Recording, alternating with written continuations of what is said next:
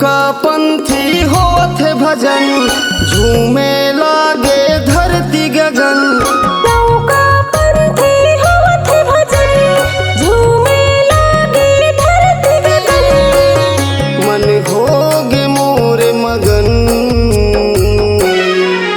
बाजे झान मृदंग घंटा बाजे मांदर संग। मन होगे मोरे मगन, बाजे झान मृदंग घंटा बाजे मांदर संग। मन होगे मोरे मगन। चौका पंथी होत भजन, झूमे लागे धरती गगन। चौका पंथी होत भजन, झूमे लागे धरती गगन। मन होगे मोरे मगन, बाजे झान मृदंग घंटा बाजे मांदर संग। मन होगे मोरे मगन, बाजे झांझ मृदंग घंटा बाजे मांदर संग। मन होगे मोरे मगन।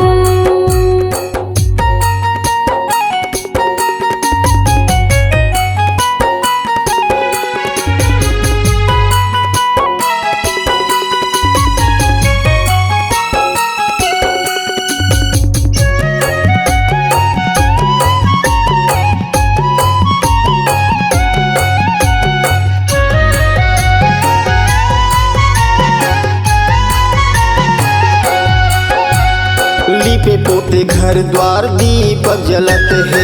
सादा के झंडा बाबा तोर लहरत है।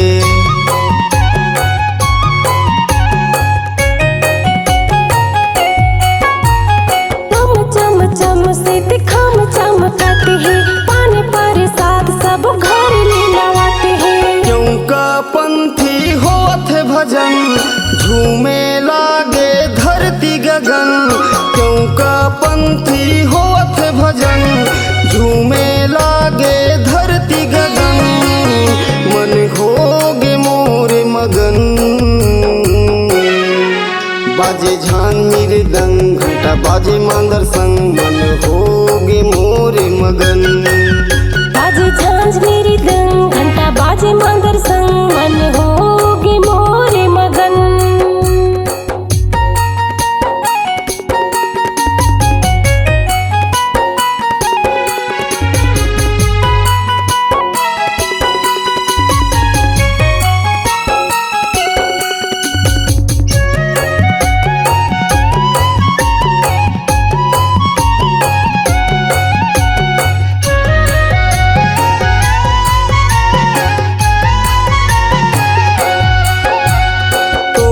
जगह माँ बाबा समाधि लगे है। फूले फूले माँ बाबा बड़ी हंसजे है।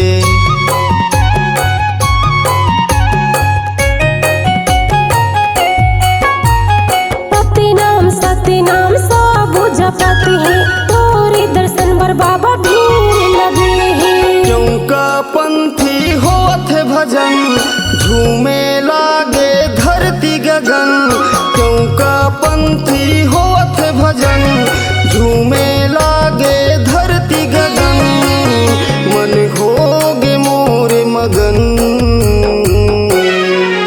बाजे झान मृदंग घंटा बाजे मांदर संग। मन होगे मोरे मगन, बाजे झांझ मृदंग घंटा बाजे मांदर संग। मन होगे मोरे मगन, बाजे झान मृदंग घंटा बाजे मांदर संग। मन होगे मोरे मगन, बाजे झान मृदंग घंटा बाजे मांदर संग। मन होगे मोरे मगन। C-Log Digital Recording Studio, Cordoba. Contact number 99071192115.